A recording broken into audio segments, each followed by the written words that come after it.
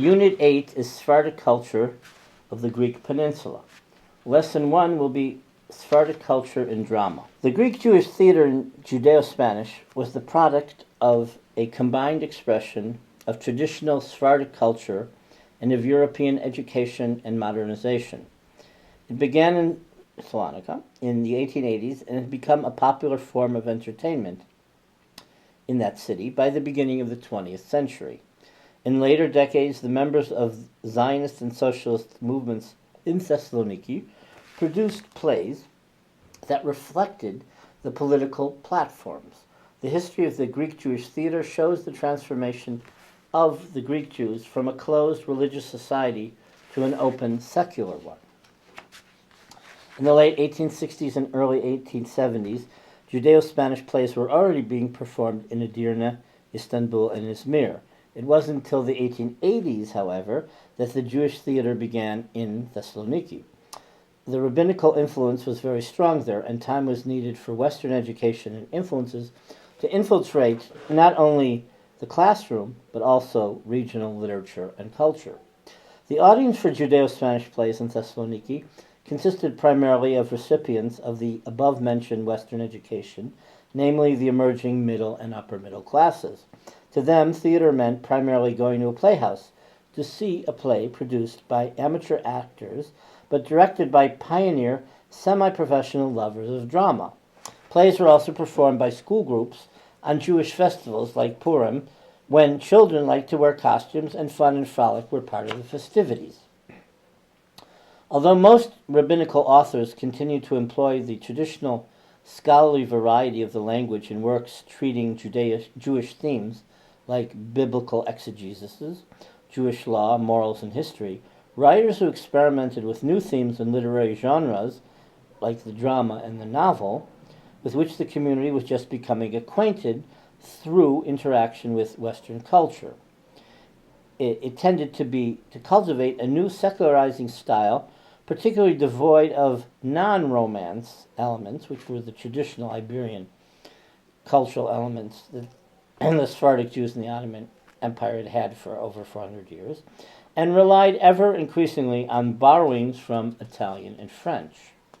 So the theater eventually would be borrowed and adaptations from classical French plays like Racine's Esther. It wasn't until the turn of the 20th century, at the end of the 19th century, beginning of the 20th century, that the Jewish theater in Thessaloniki became very active. This was later than in most major cities. For example, Elena Romero cites notices for 16 Judeo-Spanish productions in Istanbul as early as 1873, whereas the earliest notice for a Judeo-Spanish production in Thessaloniki was 1897. For the period from 1897 to 1899, Romero cites 13 notices for Salonika or Thessaloniki. She notices 8 productions in 1899 and another 7 in 1900. In addition, she notes the amateur dramatic activities of the Cercle d'Intime between 1873 and 1884, and the play Saul by Vittorio Alfieri, adapted into Judeo-Spanish by the local poet and train station manager Josef Herrera, who coordinated the Cercle's theatrical productions. Influenced by French and Italian playwrights, Herrera composed biblical plays in Judeo-Spanish and directed a group of amateur theater actors. In Saul, Herrera added music of his own, including a song that David sings in front of Saul, which became a popular tune. The revenues from the productions were donated to local Jewish charity. Moshe Ottolenghi from Livorno became a principal of the Talmud Torah school. He translated 2 plays, Degel HaTorah, Bandera de la Ley, or Flag of the Torah, and Machazeh Sha'shuim, a play of enticement, I'll say it, Espectáculo Divertido, into Judeo-Spanish. These plays were performed at the school by his students in 1885 and 1897, respectively. The Judeo-Spanish theater in Salonika may have been quite active earlier, but owing to the inaccessibility of Judeo-Spanish newspapers and other publications from the last quarter of the 19th century, we cannot be certain. Romero's quantification of Judeo-Spanish plays in the Orient shows the energy behind the Judeo-Spanish theater in Salonika that would come to the forefront in the 20th century. She calculated 598 productions in the 19th and 20th centuries. Of these, 302 took place in Salonika and only 64 took place in Istanbul. After the foundation of the local theater in Salonika, toward the end of the 19th century, the number of classic works translated and adapted grew quickly. In 1882, El Tiempo, an adaptation of Racine's Esther, was performed. In 1884, the Salonican David Joseph Chassid translated and adapted Molière's Avers, which is the miser. Entitled Historia de Khan Binyamin, it was performed in Salonika in the same year. At first, lacking a license, Chassid could not mount the play, but approval to present the play was finally given by the Mu'arraf Mejlisi, Salonika's Council of Public Instruction. Franco renders the title in French as Le Bonhomme Benjamin and notes that the work imitated a French play. So here I show you the picture of Molière's L'Avare, the miser. At the beginning of the present century, a new adaptation of Molière's L'Avare, translated into a very popular form of Judeo-Spanish by Joseph Nechama, was entitled Khan Binyamin. Nechama's popular adaptation was printed in 1904 in Revista Popular, the literary section of the Judeo-Spanish newspaper El Avenir. In Thessaloniki, there was a popular folk figure named Khan Shem Tov Binyamin, who was noted for his insatiable desire for wealth. The name of this man became synonymous amongst the Sfaradim with the Judeo-Spanish word avaro, meaning stingy. Another play staged in Thessaloniki in 1900 was the 5-act Los Males de la Colada. The play depicts the daily lifestyle of Salonican Jewry. One sees how laundry is done at home or is sent out, and how an intensive house cleaning process begins before Passover. When the doctor comes for a house call, the mother notes that the time has arrived to eat and requests her daughter Lucha to call the servant girl Sarika to bring the doctor a glass of raki. The doctor explains that he always warns his patients against drinking raki, but in order to be polite, he sometimes drinks socially, whereupon he makes a toast and downs his glass. Spicy phrases like "Ya vas a traer al mundo en un mostaco de raton," literally, "you're going to carry the world in a rat's mustache," but actually meaning you're going to exaggerate ridiculously the gravity of the situation. And this adds humor to the play and indicates the local tradition of riddles, sayings, and proverbs. Eventually, each of the political factions of the Jewish population mounted its own theatrical productions. In 1914, the drama group of the Socialist Federation produced Molière's comedy Garonudo and El Astron, another comedy. The same drama group produced Tolstoy's Resurrection in 1919. The Zionist movement was equally vibrant in Thessaloniki and throughout Greece. Theater was part of the Zionist cultural agenda. The Zionist Federation of Salonika produced Los Meraglim, the Spies, for Yom HaIvri, Hebrew Day, in 1919. The following year, La Liberación de Palestina was staged at the Teatro Panteón. The participation of non-Jews was noteworthy. The singer Paraskevopoulo and the actress Georgiazou took place in the play. In 1920, the first Hebrew play, Yoash Datalia, was produced at the Theater of the White Tower by the L'École Franco-Israélite. The Judeo-Spanish theater also produced Judeo-Spanish versions of Yiddish plays such as Shalom Aleicham's Mazal Tov and Ansky's The Dybbuk. Here's a picture of Racine's Esther from 1689. The theatrical activity in Salonika became intense in the 1920s and the 1930s. In 1932, the musical Esther was performed on Purim in Judeo-Spanish at the Winter Theater on Megalu Alexandru Street by members of the religious Zionist movement B'nai Mizrahi. The play was written by Beitar activist Shlomo Ruvain. Isaac Sion composed the music, and an orchestra accompanied the production. Ruvain based his adaptation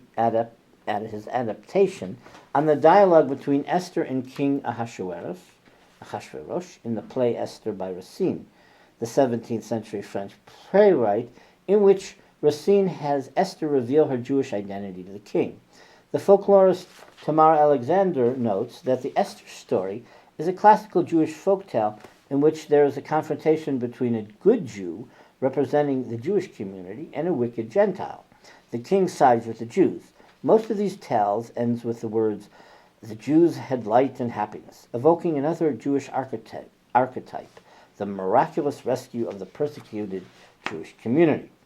Shlomo Ruvain, a member of the militant Zionist Beitar youth movement, chose the holiday of Purim to produce a play depicting a humiliated Jewish victim's aspiration to defeat a Gentile oppressor. Ruvain intended the production of his play as a vindication of injustices committed against the Jews.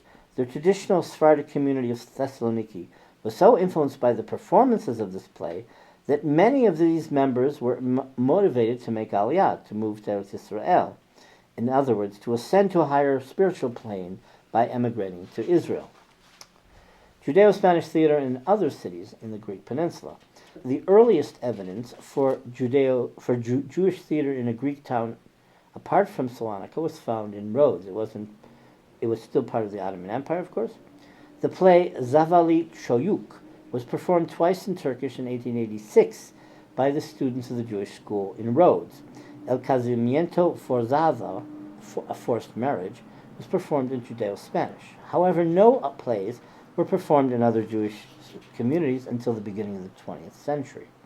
The students of the Jewish schools in Kavala performed a Dialogo in 1902 at the ceremony held at the Jewish community building, in which clothes were given out to boys and girls. That same year, the boys and girls of the Alliance School in Ceres presented monologos and dialogos in Lashon HaKodesh, in the formal prayer Hebrew, Turkish and French at the awards ceremony. In 1906, the graduates of the school had founded an acting society called Los Amigos de la Instrucción, and they performed a very moving play, Los Cativados, the captives, in Judeo-Spanish. On the eve of the holiday of Purim in 1905, the students of the school in Langadas performed the play Esther by Yaakov Abraham Shmuel. In April of 1905 and 1906, Teatro was performed at the communal council headquarters in the town of Didamotiko. A short comedy written by the school director was performed in Turkish by the students of the Jewish schools of Gumuljina, renamed Komotini in 1909.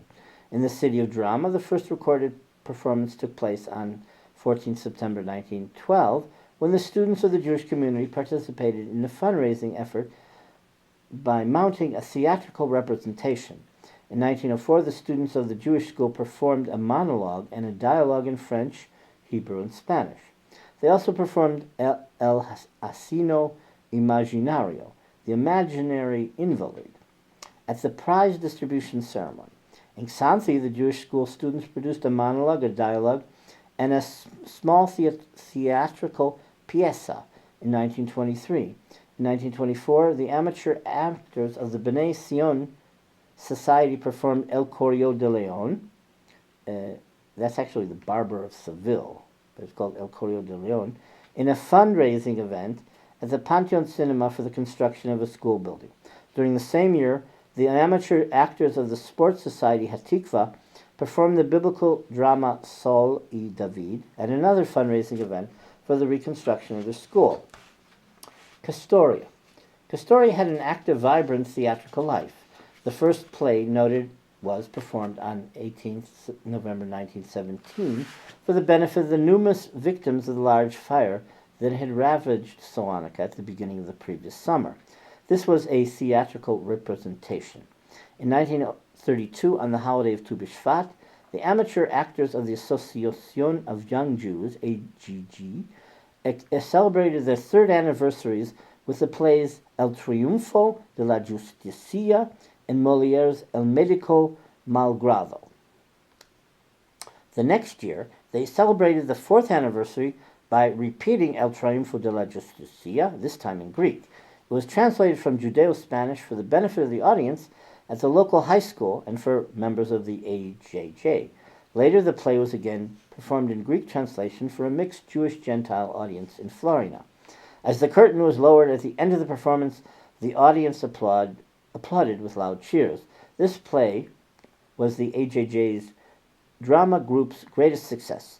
The school principal, Jacques Ashkenazi, had obtained it for them in Judeo-Spanish. He might have translated it himself from French. Since Judeo-Spanish was the only language that they knew well, all of their plays were performed in that language and only afterward in Greek. Shortly after its establishment, the AJJ organized short plays to be performed at communal events. Prepared texts were obtained from the Central Jewish Institutions in Salonika. The young people of the drama club quickly developed a talent for producing and acting these plays. They performed a diverse repertoire of plays utilizing both Jewish and non-Jewish subjects. This diversity was encouraged less by changing themes at the usual festivities and more by the actors' eagerness to perform an expanded repertoire. Acting had become a satisfying hobby for many of the AJJ members of both sexes. These productions brought in enough revenue to enable the actors to establish a recreational facility and a meeting place by renting a club in which they installed furniture, a snack bar, and a library. Another production in Greek by the group in Kastoria was the Comedy Teknurio Spiti, the New House. Still another was Aravaniasmata, the Engagements, which dealt with the problems of a fisherman's family on a small Greek island. Engagements meaning being engaged to be married.